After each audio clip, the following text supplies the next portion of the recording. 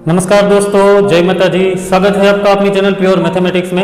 दोस्तों, पिछले दो वीडियो से हम देख रहे हैं कि कुछ वर्ड प्रॉब्लम जो एचसीएफ के और एलसीएम के रिलेटेड है। आज भी वही सेशन कंटिन्यूअस रहने वाला है, बट आज कुछ मैंने जो टफनेस होता है, जो हार्डनेस होता है क्वेश्चंस का, वो थोड़ा बढ़ा दिया है। There are some typical type of question in today's session, तो वो थोड़ा ज़्यादा टाइम ले सकते हैं आपका, कम से कम आपका 5 सेकंड से ऊपर ही जाएगा, या 5 सेकंड में नहीं होने वाले हैं। तो कुछ टिपिकल टाइप के क्वेश्चन जिसको आपको समझना है उसके पीछे लॉजिक क्या है, तो उसको कैसे शॉर्ट आउट करते हैं, उसको कैसे रिजोल्व करते हैं। बट ये सारे क्वेश्चन सॉल्व करने के लिए आपको प्री नॉलेज होना ज़रूरी है। जो आप मेरे एचसीएफ और एलसीएम के प्लेलिस्ट में जाके आप उसका वीडियोस देख सकते हो, क्योंकि आपको पहले का नॉलेज है तो ही आप ये इसी तरह के क्वेश्चन कर सकते हो। एचसीएफ क्या होता है, एलसीएम क्या होता है, उसका कंसेप्ट क्या है, and how to find them easily. Okay, तो बिना टाइम गवाए आज हम ये अपना सेशन कुछ टिपिकल वर्ड प्रॉब्लम के साथ लेके चलने वाले हैं, जिसमें से बहुत सारे क्वेश्चन स्टाफ सिलेक्शन, बैंकिंग और रेलवे में पूछे भी गए हैं, और इसी तरह के क्वेश्चन को आपको हैंडल करना होगा अगर आपको कंपटीशन में रहना है। तो इससे पहले अगर आपने मेरी चैनल को लाइक और सब्सक्राइब नहीं किया तो फटाफट से कर दीजिए, और बिना टाइम गवाए हम चलते हैं रण मैदान में पेन और पेपर के साथ with some typical types of questions of HCF and LCM. Then here we go, let's get started.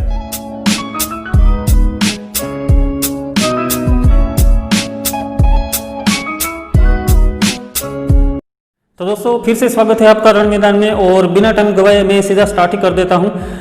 हमारा पहला क्वेश्चन जो है स्टाफ सिलेक्शन में ऑलरेडी पूछा गया है, मैंने यहाँ पे मेंशन किया है, और अगर नहीं भी पूछा गया है तो इसी तरह के क्वेश्चन आपको मिलने वाले हैं। ठीक है, 6 बेल है, tolling together at the intervals of 2, 4, 6, 8, 10 and 12 seconds respectively. आपको 6 घंटियाँ दी गई है जो इन सेकंड्स पे बजती हैं, टॉल करती हैं। In 30 minutes how many times they toll together. अभी थोड़ा सा क्वेश्चन में ट्विस्ट आ गया है, पिछले भी हमने ऐसे क्वेश्चन देखे थे, बट ये इस तरह का टाइम लिमिट नहीं दिया था।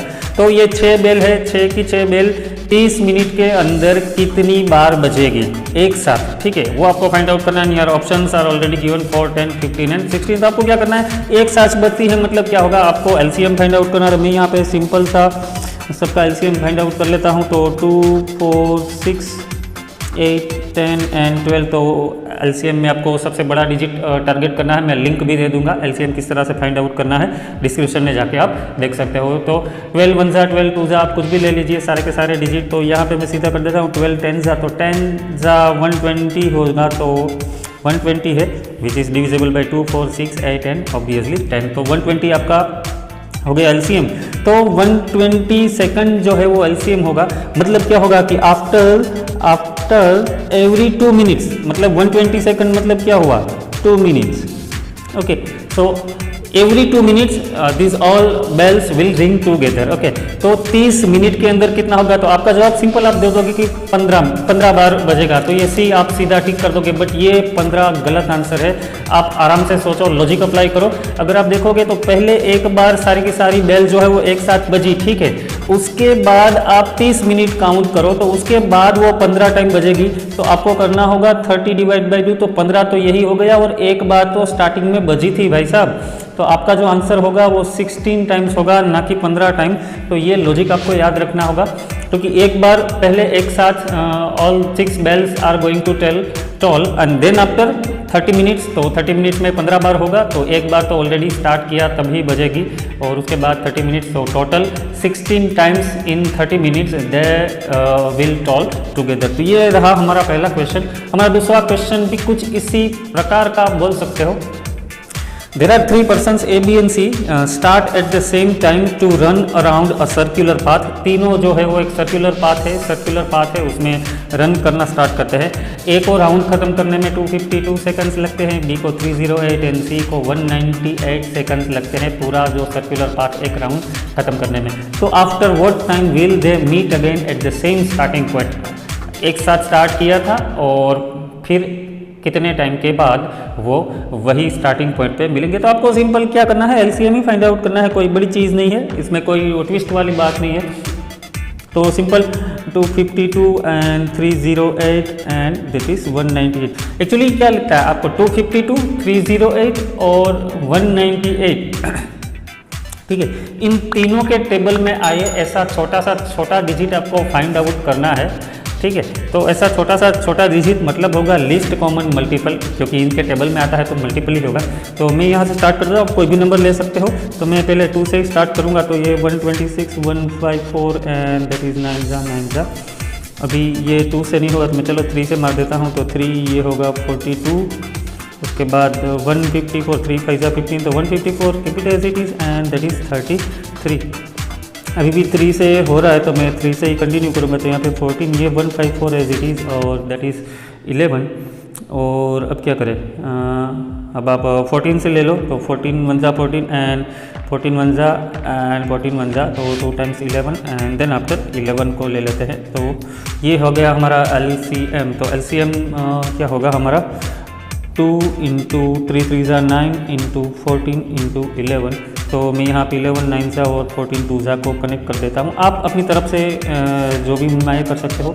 तो इसका जो मल्टीप्लिकेशन होगा 2772 सेकंड्स। बट आप यहाँ पे ऑप्शन में देखोगे तो आपको मिनट और सेकंड में दिया है, तो सेकंड को मिनट में कन्वर्ट करने के लिए आपको डिवाइड बाय 60 करना पड़ेगा। तो 2772 डिवाइड बाई 60 मतलब 6 इंटू 10 कर देता हूँ, तो मेरे को यहाँ पे मिलता है 46.2 मिनट। बट 46.2 मिनट तो हमारे ऑप्शन में है नहीं, तो उसको सेकंड में कन्वर्ट करना पड़ेगा। मतलब क्या होगा 46 मिनट्स एंड 0.2 सेकंड का मतलब क्या होगा 2/10 इंटू 60 कर दो, वो मिनट में सेकंड में कन्वर्ट हो जाएगा 0.2। तो it will be 46 minute and this will be cancel 12 seconds. तो ये हमारा आंसर हो जाएगा 46 minute and 12 second. I think C is the correct choice. So इस तरह के क्वेश्चन है तो विद इन 10 सेकंड आप कर सकते हो। मैं इस बार ये नहीं बोलूँगा कि आप 5 सेकंड में ये इस तरह के क्वेश्चन कंप्लीट कर पाओगे। आइए कुछ और एक नया क्वेश्चन ले लेते हैं। मैं पेज टर्न करके आपको दिखा देता हूँ। मैंने ऑलरेडी होमवर्क कर लिया है तो मैं लिख के लाया हूँ ताकि ज़्यादा टाइम वेस्ट ना हो हमारा और आपका। The largest number which can divide 1354, 1866 and 2762 leaving the same remainder 10। देखो आपको एक ऐसा सबसे बड़ा नंबर फाइंड आउट करना है, जो लार्जेस्ट नंबर ओके जो इन तीनों को डिवाइड कर सके, और तीनों को डिवाइड करते टाइम तीनों में एक समान रिमाइंडर रहना चाहिए। जो शेष बचता है वो 10 बचना चाहिए, और इन तीनों को डिवाइड भी होना चाहिए। जब डिवाइड करते हो तो लास्ट में आपको जो रिमाइंडर बचना चाहिए वो 10 बचना चाहिए इन ईच केस। तो आपको 4 ऑप्शन दिए हैं। इस टाइप का क्वेश्चन CBSE में भी पूछा जाता है, तो CBSE वाले या ICSE वाले भी इसमें फोकस कर सकते हैं।